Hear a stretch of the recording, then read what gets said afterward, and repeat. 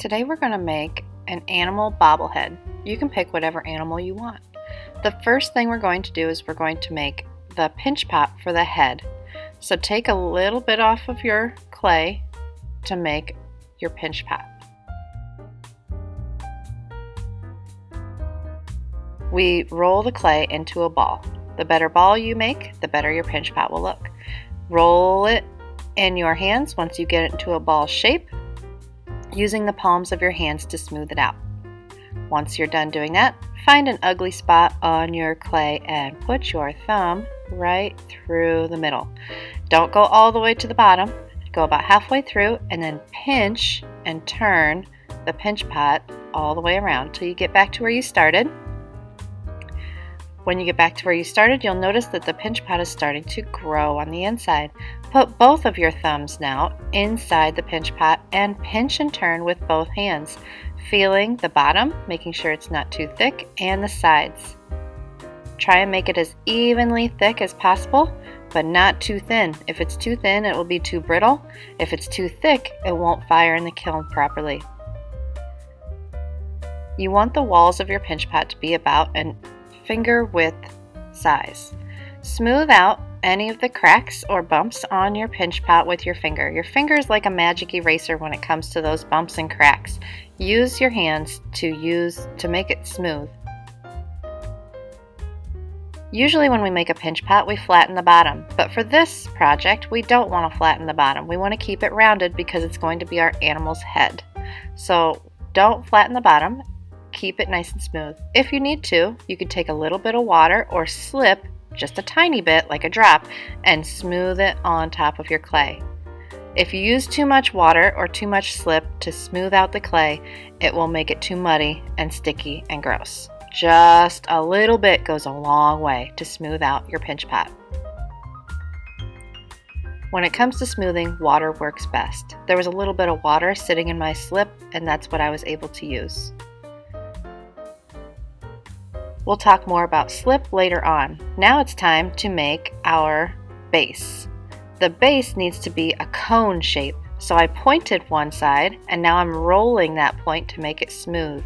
You can roll it on the placemat or you can roll it on the table directly. Sometimes the placemat gets a little bunched up, so it's easier to roll it on the table. We're looking for a cone shape, so it's got to be pointed at the top and round on the bottom. So I'm making the pointed part right now and smoothing it out as I go.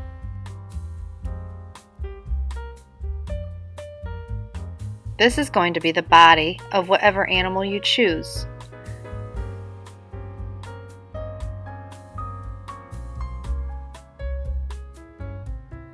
Keep rolling it until you get it the right size and shape that you'd like. You want the point to be small enough so it'll fit inside of your pinch pot. This is a bobblehead, and this is the stand that the head is going to sit on. So you don't want it too big for the bobblehead or pinch pot itself.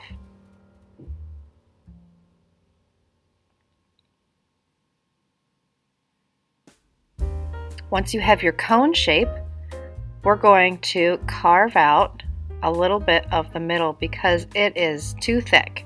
If you put clay that's really thick into the kiln, it will explode. Not a good explosion, a bad explosion. It will be ruined. So you need to take a tool of some kind and, first I make a little dent for my legs, my front legs. This separates the front two legs. Then I carve out the inside. You can do whatever step you want to do first. It doesn't really matter.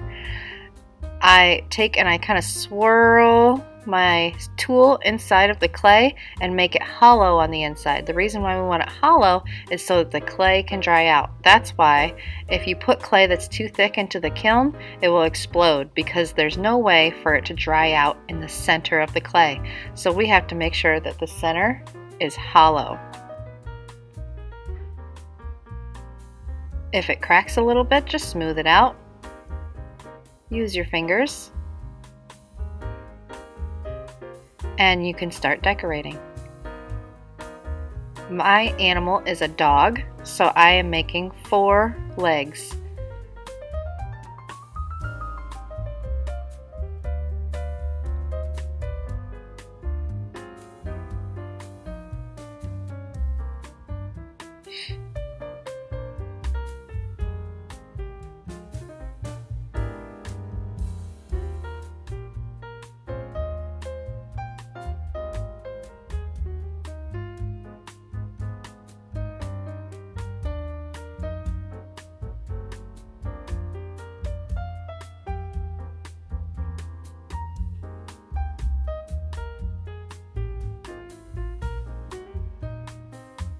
I tried to smooth out the center of my cone and made sure it wasn't too thick by using my finger as a measurement tool. It shouldn't be thicker than my finger. I'm now testing it to make sure it will bobble if I put my pinch pot on top. And it does. If yours doesn't work, then adjust it as needed.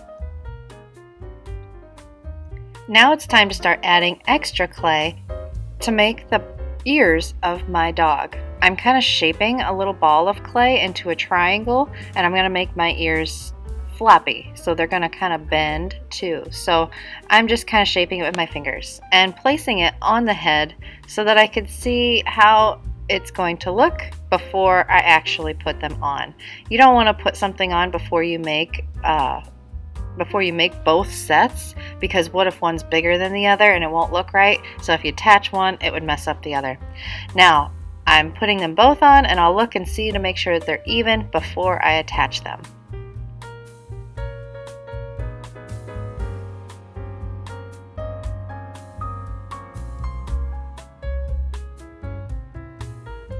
They look good. Next, I'm going to use a method called scratch, slip, smear, and smooth. I call it the 4 S's. So I'm scratching the 2 surfaces that are going to be touching, and then I take a little slip or a little bit of water and I rub it on the scratches. That acts like a glue. So I do that to the other ear too. I scratch and slip. And then after I scratch and slip, I smear the ears on and I smooth it out with my fingers.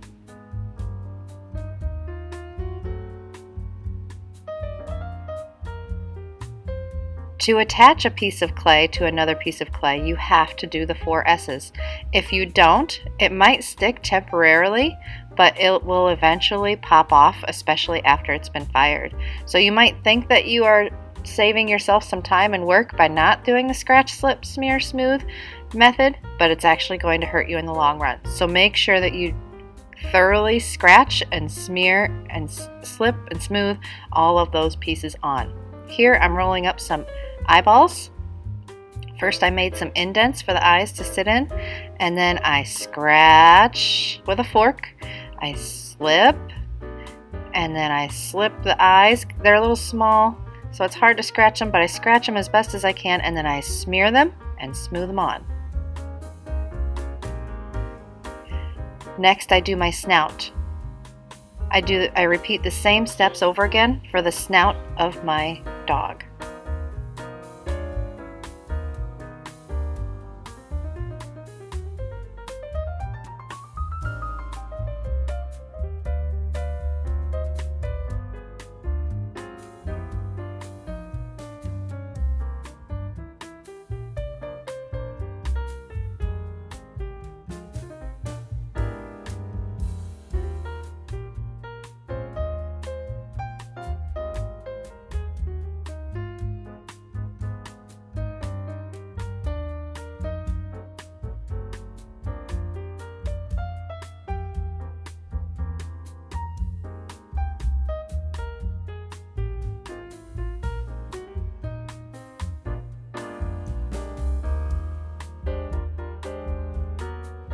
Use your tools to help you make details on your clay.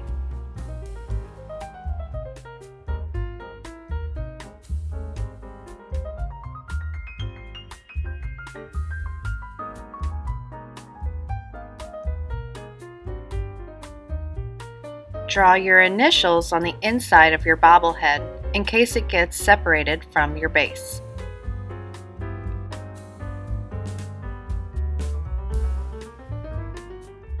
Add more clay and details to the base to make it look more like your animal. Remember to use the 4 S's every time you attach a new piece of clay.